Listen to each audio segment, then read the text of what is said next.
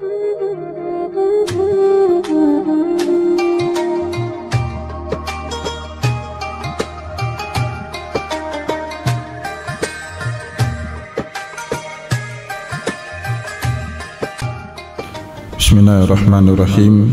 Assalamualaikum warahmatullahi wabarakatuh.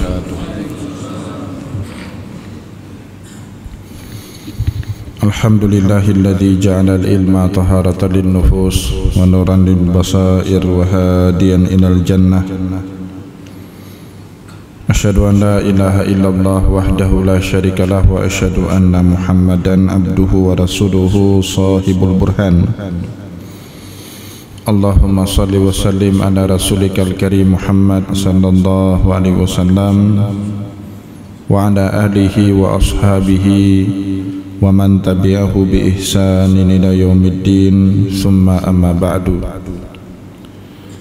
Puji dan syukur senantiasa dan tidak pernah bosan-bosannya kita panjatkan kehadirat Sang Maha Pencipta Allah Subhanahu wa taala, yang mana dengan limpahan karunia-Nya, rahmat-Nya, hidayah-Nya serta anugerah-Nya kepada kita semua, kita kembali masih diberikan kesempatan, kesehatan dan usia panjang oleh Allah untuk sama-sama dan senantiasa mengabdikan diri kita di jalan-Nya dengan menjalankan segala perintah-Nya dan menjauhi semua larangan-Nya.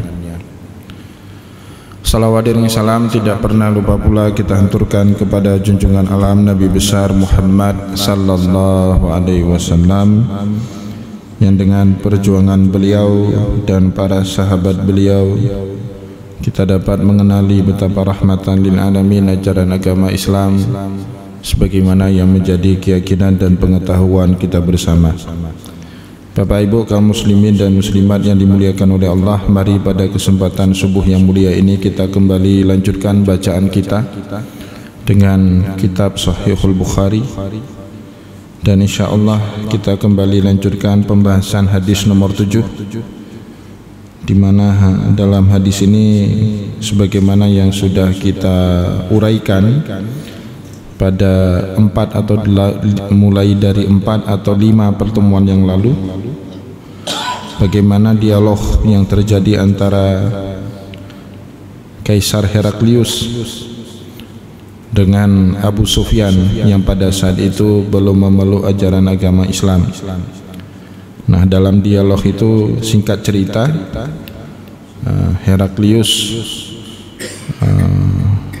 dengan pertanyaan-pertanyaan yang ia lontarkan kepada Abu Sufyan, meyakini kalau orang yang menyurati dirinya itu, karena sebelumnya Kaisar Heraklius mendapatkan surat dari Rasulullah SAW yang ia kirimkan kepada gubernur, salah satu gubernur dari Heraklius yang ada di kota Basrah, dan kemudian surat tersebut diteruskan kepada Heraklius. Disinilah kemudian Heraklius menarik untuk menanyai orang-orang Arab yang datang dari Mekah tentang bagaimana sosok dan kepribadian seorang yang mengaku dirinya sebagai Nabi akhir zaman yang bernama Muhammad.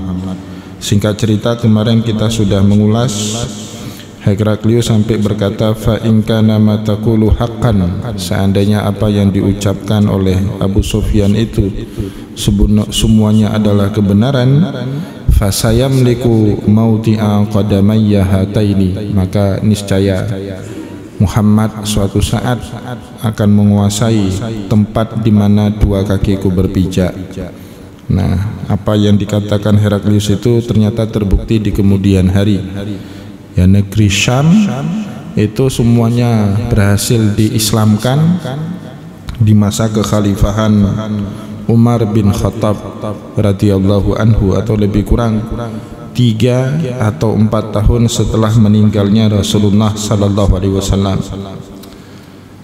Nah, setelah dialog itu selesai, Kaisar Heraklius meminta salah seorang pembantunya untuk mendatangkan surat yang dikirimkan oleh dari salah seorang utusannya Nabi Muhammad.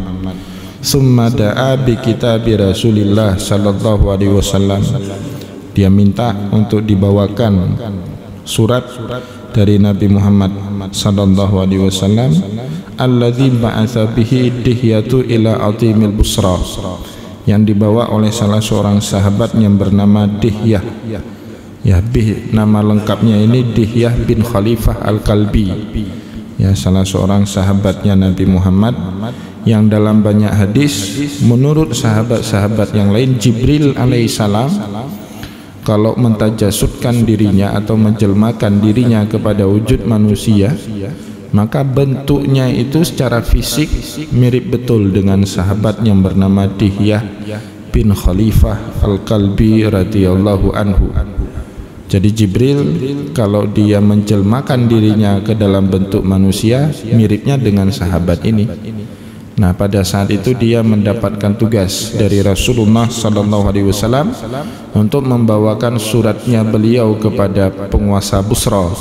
Penguasa Busra atau daerah Basrah pada saat itu di bawah kekuasaan, di bawah otoritas daripada kerajaan Romawi. Jadi sebagaimana yang juga sempat sedikit kita ceritakan pada pertemuan yang lalu, pada kesempatan itu Nabi Muhammad SAW mengutus lebih kurang 5 orang diplomatnya ya untuk berdakwah, untuk mengajak mereka ya meyakini atau bertauhid dalam ajaran agama Islam. Ada utusan yang diutus ke negeri Habsyah di Ethiopia sana. Tentu Ethiopia pada saat itu bukanlah Ethiopia seperti di zaman kita sekarang ya, negara miskin penuh dengan konflik ya, yang enggak selesai-selesai perang saudaranya. Dulu daerah Habsyah, daerah Ethiopia itu negeri yang makmur ya, daerah yang sangat maju, dipimpin oleh seorang raja yang digelari dengan sebutan Nejus. Nabi Muhammad kirim perutusannya ke sana untuk mendakwahkan ajaran Islam, kerajaan Nejus. Begitu juga Rasulullah mengirim seorang diplomatnya ke penguasa Mesir yang pada saat itu digelari dengan nama Muqawqis. Kalau di zamannya Nabi Musa, penguasa Mesir namanya Fir'aun. Di zamannya Nabi Muhammad SAW, penguasa Mesir namanya Muqawqis. Kemudian juga Rasulullah mengirimkan perutusannya ke negeri Persia. Nama rajanya Kisra, gelar rajanya Kisra. Pada saat itu yang menjabat sebagai Kisra seseorang yang bernama Yazdarjid ya. Kemudian Rasulullah juga mengirim perutusannya ke Bahrain, kepada seorang amir yang ada di Bahrain, dan yang terakhir kepada Raja Romawi yang akan kita ceritakan pada kesempatan kali ini. Fadafa'ahu ila Hiraqal. Kemudian surat itu tentu diberikan sampai akhirnya, kalau kita didisposisikan ya. Kalau istilah sekarang dari gubernur, kemudian dinaikkan surat itu kepada Kaisar Heraklius. Faqara'ahu, maka kemudian Heraklius pun meminta agar surat itu dibacakan. Tentu suratnya berbahasa Arab pada saat itu ya. Nabi Muhammad mendiktikannya dan kemudian sahabat Nabi itu menuliskan surat tersebut. Fa'idha fihi, maka dalam surat itu tertulis Bismillahirrahmanirrahim min Muhammadin abdillahi wa rasulih.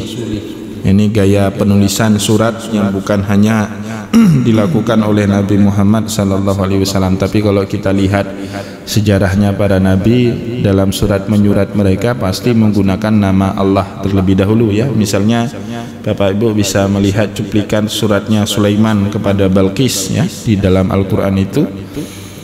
Dimulai dengan ungkapan innahu min Sulaiman innahu min Sulaiman wa innahu bismillahirrahmanirrahim, bahwasanya sesungguhnya surat ini berasal dari Sulaiman dan dengan nama Allah yang Maha Pengasih lagi Maha Penyayang ya. Allah ta'lu alayya wa'tuni muslimin, ya datang kemari jangan menyombongkan diri ya, datanglah dalam keadaan berislam ya kan.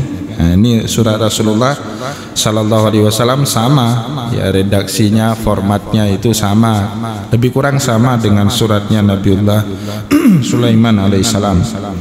Bismillahirrahmanirrahim, dengan nama Allah yang Maha Pengasih lagi Maha Penyayang.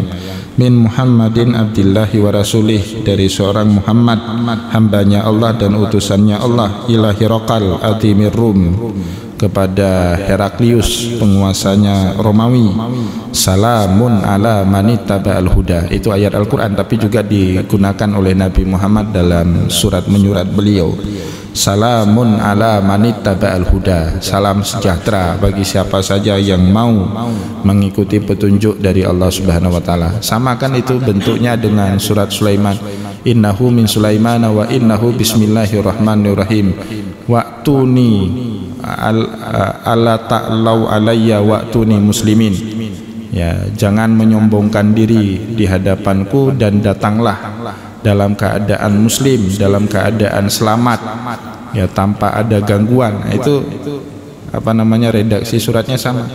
Surat ke Persia atau surat ke Raja Najus juga seperti itu. Min Muhammadin bismillahirrahmanirrahim min Muhammadin Rasulillah sallallahu alaihi wasallam aslim taslam. Islam maka Anda selamat, ya, yu'tikallahu ajran marratain. Allah Subhanahu wa taala akan memberikan kamu 2 pahala. Fa in abaita falakal itsmul majus. Kalau kamu menolak agama Islam, ya bagi kamu akan mendapatkan dosa-dosanya orang Majusi.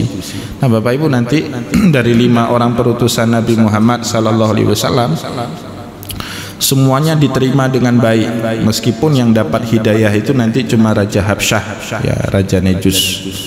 Itu Raja Habsyah masuk Islam, bahkan nanti ketika dia wafat, ketika dia meninggal dunia, Nabi Muhammad sallallahu alaihi wasallam mensolatkan ghaib, ya, Raja Najus itu. Nah, nanti dalam fikih dalil kebolehan salat ghaib, hampir semua kitab fikih yang saya baca itu berdalil kepada praktik salat ghaib yang dikerjakan oleh Rasulullah pada saat Raja Habsyah itu meninggal dunia. Dan lebih kurang Rasulullah baru dapat kabar, dapat berita meninggalnya Raja Najus itu setelah 2 minggu beliau wafat. Nah, nanti di dalam fikih salat ghaib itu tidak sama dengan salat jenazah, ya, ada syarat-syaratnya. Tidak boleh misalnya kita tinggal di cot masjid, ada orang meninggal dunia di Lumbata, kemudian kita di cot masjid salat ghaib. Itu bukan salat ghaib judulnya, ya, tapi salat jenazah. Maka yang boleh kita ghaibkan salatnya itu orang-orang yang mengambil musafahatul jam'i wal qasri fi shalah, jarak yang membenarkan kita untuk boleh jamak dan qasar dalam salat. Mazhab Syafi'i lebih kurang 87 atau 89 km. Itu baru boleh kita yang namanya mengerjakan salat ghaib, ya. Kurang daripada itu tidak boleh. Ya, kemudian Nabi Muhammad sallallahu alaihi wasallam juga utusannya diterima oleh penguasa Mesir pada saat itu, Muqawqis, diterima meskipun Muqawqis tidak masuk Islam. Bahkan Muqawqis kagum, ya, dengan cerita Muhammad, karena sebelum surat itu sampai kepada beliau, beliau sudah mendengar nama besar Nabi Muhammad, dan tata surat Nabi Muhammad itu kan bagus betul, tata bahasanya. Jadi Nabi Muhammad itu punya kemampuan bertutur kata yang cukup berapi, yang cukup baik. Maka dalam hadis kemampuan Nabi Muhammad itu disebut dengan jawami'ul kalim. Jadi kemampuan Nabi Muhammad bertutur kata dengan baik, baik verbal secara mulut, ya, ketika beliau memberikan ceramah, memberikan khutbah, memberikan pidato, maupun dalam bahasa tulisan. Nabi Muhammad itu bagus sekali bahasanya. Nah, itu disebut dalam hadis dengan jawami'ul kalim. Dalam satu hadis Nabi Muhammad disebut utitu minal jawami'il kalim. Allah telah menganugerahkan aku kemampuan berbahasa, bertutur kata yang baik, jawami'ul kalim. Maka karena kagum dengan bahasanya Nabi Muhammad, dengan nama baik Nabi Muhammad, singkat cerita Muqawqis mengirimkan banyak hadiah kepada Nabi Muhammad nanti, ya.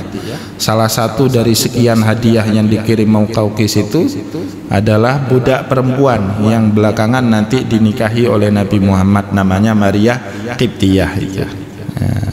Begitu juga perutusan Nabi Muhammad kepada emir di Bahrain diterima dengan baik, meskipun emir Bahrain pada saat itu tidak langsung masuk Islam, Namun Bapak Ibu, dari sekian perutusan Nabi yang ditolak, yang dilecehkan, bahkan dipenggal kepalanya itu utusan ke Persia itu, maka Nabi Muhammad murka betul.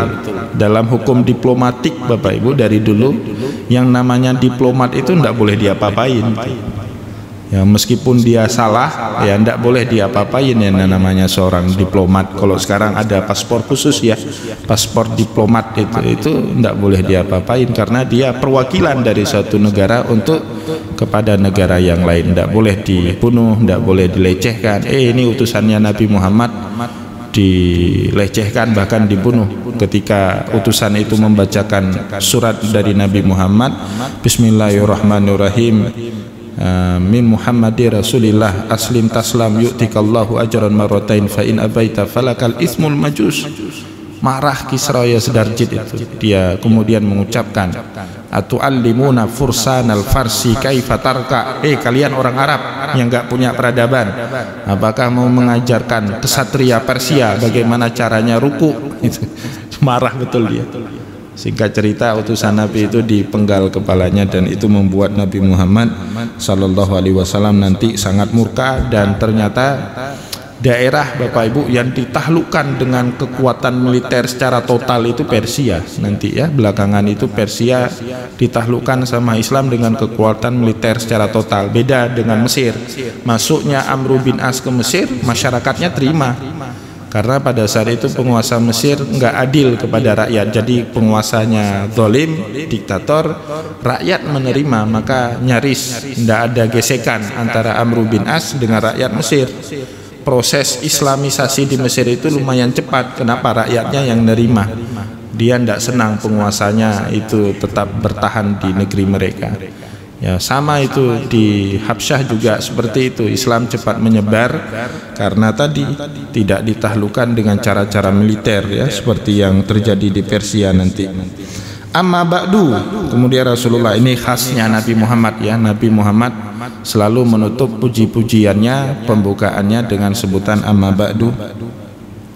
Fa inni ad'uka bidiayatil Islam. Saya mengajak kalian, saya menyuruh kalian dengan dakwah Islam, dengan ajakan Islam. Apa itu? Aslim taslam yu'tikallahu ajraka marratain. Nah, ini khas suratnya Nabi Muhammad. Dan ini sebenarnya ungkapan yang juga selaras dengan bahasa Al-Quran.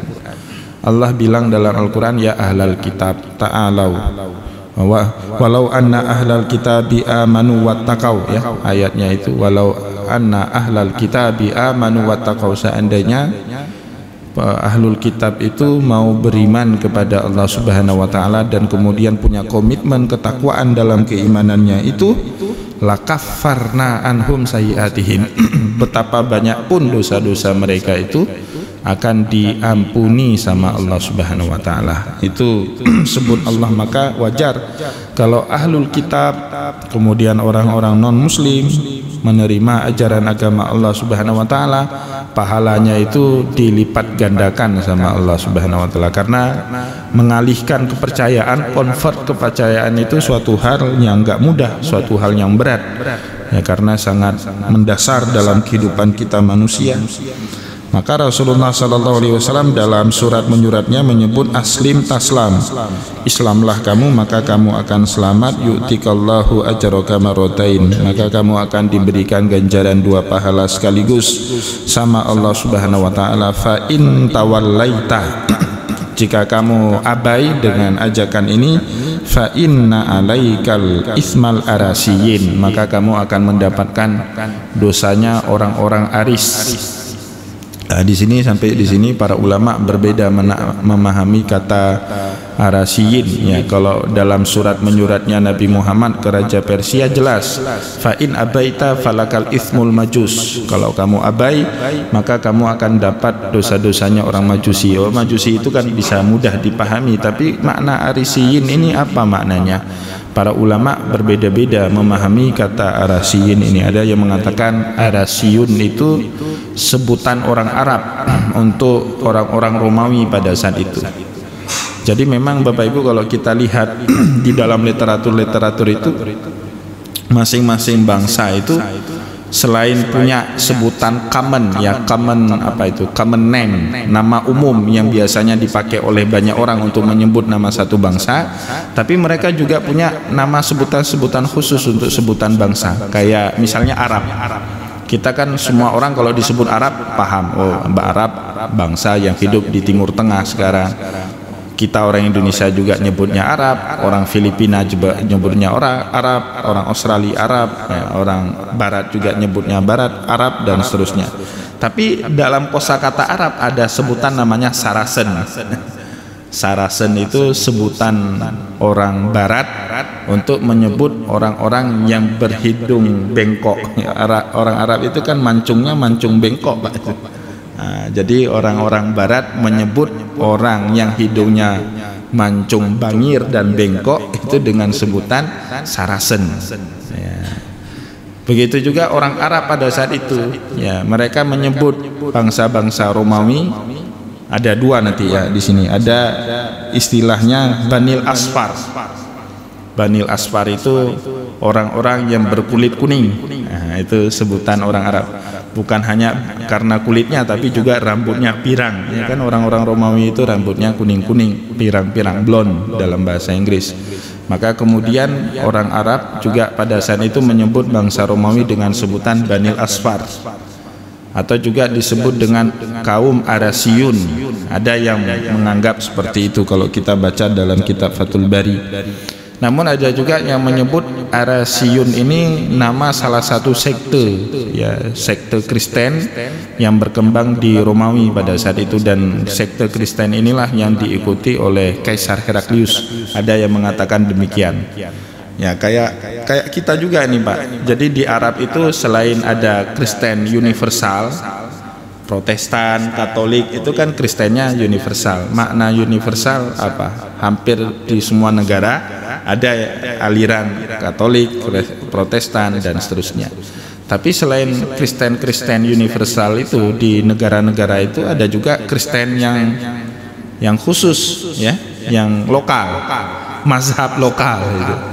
Kalau di Indonesia ada namanya HKBP, Huriyah Kristen Batak Protestan. Itu cuman ada di Indonesia, Bapak Ibu. Aliran HKBP itu, gereja HKBP itu cuman ada di Indonesia. Di luar negeri kalau ada pun berarti ada orang Batak di situ. Kalau ada misalnya Bapak Ibu di Washington misalnya ada gereja HKBP, berarti di situ ada orang Bataknya. Itu aliran lokal namanya, ya. Ada juga kekristenan Pantekosta, ya, itu juga Kristen yang sifatnya lokal di Indonesia itu. Ya, begitu juga di Arab sana, Pak. Ya, itu ada juga Kristen lokal. Ada Kristen Najran. Itu yang diceritakan dalam kitab-kitab sejarah termasuk dalam Tabaqat Ibnu Sa'ad. Orang-orang Najran ini punya hubungan baik dengan Rasulullah. Maka tidak pernah yang namanya terjadi perang antara Nabi dengan orang-orang dari Kristen Najran. Ya, mereka suatu hari datang buat hubungan diplomasi dengan Rasulullah. Bahkan dalam cerita kitab Tabaqat Ibnu Sa'ad itu, saat datang hari misa mereka, mereka bingung, ini tidak ada tempat ibadah. Ya, di Madinah kan nggak ada gereja, nggak ada tempat ibadah. Kemudian mereka minta izin kepada Nabi Muhammad untuk memakai Masjid Nabawi, atau lebih tepatnya salah satu sudut daripada Masjid Nabawi untuk mereka mengadakan misa atau peribadatan dalam agama mereka. Dalam kitab Tabaqat Ibnu Sa'ad jilid 3 itu, kemudian oleh Rasulullah diizinkan salah satu pojokan dari Masjid Nabawi itu dipakai oleh orang-orang Kristen Najran untuk melakukan peribadatan menurut keyakinan mereka. Coba Bapak Ibu, kira-kira kalau ada orang Kristen sekarang minta izin Masjid A'la dipakai, gimana? Hah? Gimana Ustaz Khalis? Nggak boleh. Nah, tapi dulu seperti itu, Pak. Ini kisah ini fakta sejarah. Jadi kan kalau orang yang belajar ilmu sejarah apa katanya? Sejarah itu guru yang paling jujur untuk mengisahkan apapun yang telah terjadi, ya kan? Ya, namanya sejarah fakta seperti itu. Nabi Muhammad mengizinkan masjid itu digunakan untuk peribadatan orang-orang Kristen Najran pada saat itu. Ada juga Kristen Nestorian.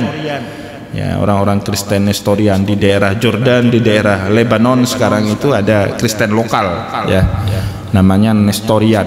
Mereka itu kalau Natalnya itu bukan 25 Desember, Pak. Enggak. Jadi dalam sekte Kristen itu enggak sepakat semuanya.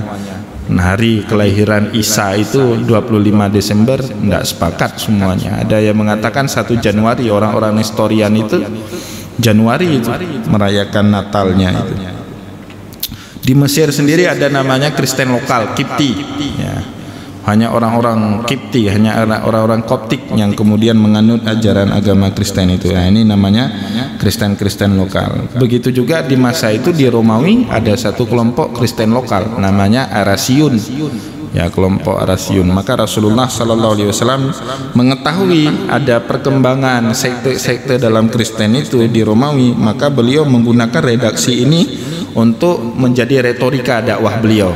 Nah, ini pentingnya, Pak. Jadi Nabi Muhammad itu baca keadaan, dengan keadaan itu menjadi bahan bagi Nabi Muhammad dalam beretorika, dalam surat menyurat beliau. Itu hebatnya Nabi Muhammad. Jadi dipetakan dulu bagaimana keadaan di sana, kemudian itu dijadikan bahan untuk beretorika Rasulullah sallallahu alaihi wasallam.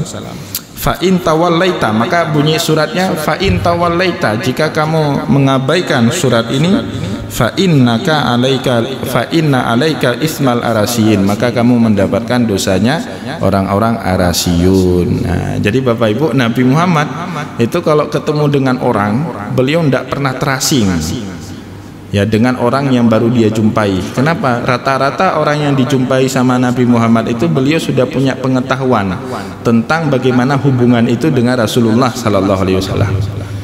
Ini persis kayak kita, Pak. Misalnya silaturahim, "Bron dari pane?" "Oh, lun dari cok masjid." "Oh, lun namuturi si fulan-fulan." Itu kan untuk sarana mengakrabkan diri kita, karena kita punya kenalan orang-orang ini di cok masjid. Dengan harapan kita sebut nama-nama itu, apa harapannya? Supaya kita lebih mudah cair, lebih mudah akrab dengan orang tersebut. Bapak Ibu, kira-kira Nabi Muhammad itu hijrah ke Taif pertama sekali itu kenapa? Kenapa enggak ke Madinah langsung? Kenapa enggak ke Habsyah? Rasulullah kan hijrahnya ke Taif, cuman sahabat yang hijrahnya ke Habsyah pada saat itu. Karena di Taif itu Rasulullah punya seorang keluarga beliau dari garis ibu, dari garis Aminah, yang masih sepupu daripada Aminah, namanya Abdul Yalail. Abdul Yalail ini pemimpin pada saat itu di kota Taif. Nah, inilah yang menyebabkan Nabi Muhammad punya dorongan pergi ke kota Taif. Meskipun sampai di kota Taif, jangankan perlindungan, bahkan cemoohan yang diperoleh oleh Nabi Muhammad sallallahu alaihi wasallam, termasuk dari kerabatnya tadi Abdullah bin Yalail. Kenapa Nabi Muhammad nanti hijrahnya ke kota Madinah? Karena Madinah itu Bapak Ibu bukan suatu hal yang baru bagi Nabi itu. Kakek Nabi Abdul Muthalib itu lahirnya di Madinah. Ibunya Abdul Muthalib namanya Salma binti Amru, orang Madinah asli itu, orang Ansor asli, orang Yasrib asli. Kawin dengan kakeknya Nabi yang bernama Hashim. Abdul Manaf punya anak Hashim. Hashim itu nikah ya karena pedagang, seringnya ke Syam. Terus Syam itu kan letaknya di antara Mekah dengan Madinah. Jadi Syam utaranya kota Mekah, di tengah-tengah itu ada kota Madinah. Maka Hashim itu kakek Nabi kuburannya di Gaza, di Palestina itu. Jadi dalam perjalanan itu singgah, tertarik dengan seorang gadis kota Madinah, nikah, punya anak putra putri sebanyak 9 orang. Salah satunya namanya Syaibatul Hamdi, kakeknya Nabi Muhammad. Usia 7 tahun Syaibatul Hamdi ini datang pamannya, saudaranya Hashim namanya Muthalib, bawa pulang. Ya, anak kecil ini dibawa pulang balik ke kota Mekah. Setibanya di kota Mekah, dikiranya sama orang ini hamba sahaya hamba sahaya Muthalib.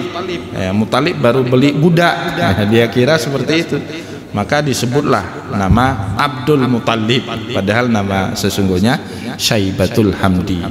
Jadi dulu Bapak Ibu, banyak keluarga Nabi di kota Madinah. Maka setibanya Nabi di kota Madinah itu, Nabi Muhammad bukan orang asing bagi penduduk kota Madinah, ya. Beliau itu punya kerabat banyak di kota Madinah. Nah, ini yang memudahkan Nabi Muhammad sallallahu alaihi wasallam bergaul. Jadi kalau kita ketemu dengan orang Pak, basa-basinya dari panedron, ulun awak lampalu, ulun rame family. Nah, itu sunnah Nabi itu. Mencari hubungan-hubungan itu kan silaturahim itu. Ya, untuk memudahkan mencairkan suasana, itu sunnah Nabi. Kemudian oleh Nabi Muhammad dibacakan firman Allah Subhanahu wa taala ya dalam Al-Qur'an, ya ahlal kitab, itu ditulis juga pada suratnya Nabi. Hai ahlul kitab, ta'alau ila kalimatin sawa'in bainana wa bainakum. Mari kepada kalimat sawa ya di antara kita dan di antara kalian, alla na'budu illallah, untuk tidak menyembah kecuali hanya kepada Allah Subhanahu wa taala semata. Wala nusyrika bihi syai'a, dan tidak pernah menyekutukan Allah Subhanahu wa taala. Wala yatakhidha ba'duna ba'dan arbaba min dunillah, tidak mengangkat antara sesama kita manusia Tuhan selain daripada Allah Subhanahu wa taala. Fa in tawallau, jika kalian abai terhadap seruan itu, faqulu syhadu, maka katakanlah oleh kalian semua, maksudnya oleh kita orang-orang muslim, isyhadu, bersaksilah bi anna muslimun, kalau kami ini adalah orang-orang muslim. Nah, ini bentuk surat menyuratnya Rasulullah sallallahu alaihi wasallam. Qala Abu Sufyan, setelah surat itu tuntas dibacakan oleh pembaca ya, atau oleh protokolnya Heraklius ya, kemudian diterjemahkan kepada Raja Heraklius dalam bahasa Romawi. Abu Sufyan menceritakan suasana yang terjadi setelah surat itu dibacakan di hadapannya orang-orang Mekah dan juga di hadapan pembesar-pembesar negeri Romawi pada saat itu ya. Falamma qala ma qala, setelah terucap kata-kata yang sudah terucap tadi dalam bacaan-bacaan surat itu, wa faragha min qiraatil kitab, dan kemudian selesai ya Heraklius. Nah, ini falamma qala ma qala, maksudnya setelah terjadi tanya jawab ya antara Heraklius dengan Abu Sufyan, wa faragha min qiraatil kitab, dan setelah Heraklius selesai membaca suratnya Rasulullah sallallahu alaihi wasallam, kasura indahu sakhab, maka terjadi keributan ya, di istananya Heraklius pada saat itu terjadi keributan. Wartafaatil aswat ya, orang pada meninggikan suaranya, berarti ada kegaduhan ya, ada keadaan yang tidak mengenakkan, dan keadaan itulah yang menyebabkan Abu Sufyan dengan beberapa orang Quraisy wa ukhrijna, diusir atau disuruh keluar ya, kalau usir kayaknya kasar ya, ini disuruh keluar, diminta untuk keluar meninggalkan suasana itu. Nah, maka selanjutnya Abu Sufyan sudah tidak tahu lagi bagaimana keadaan di dalam ruangan tersebut, tapi Abu Sufyan punya persepsi ya, ini sudah persepsi namanya ya, punya pandangan ya. Fakultu li ashabi, maka aku pun berkata kepada sahabat-sahabatku orang-orang Quraisy yang turut serta diundang oleh Heraklius ke dalam istana, hina ukhrijna, pada saat kami ya diminta keluar oleh Heraklius, laqad amira Amr ibnu Abi Kabsyah ya.